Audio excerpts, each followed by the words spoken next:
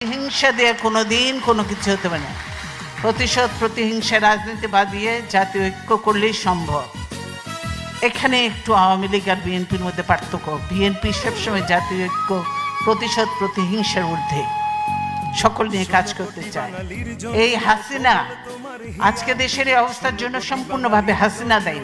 কারণ হাসিনা, এই যে আমি শ্রদ্ধার সঙ্গে স্মরণ করব, বিশিষ্ট সাংবাদিক ছিলেন, বিবিসি সংবাদদাতা ছিলেন সিরাজুর রহমান সাহেব, তাকে আমি শ্রদ্ধার সঙ্গে স্মরণ করছি।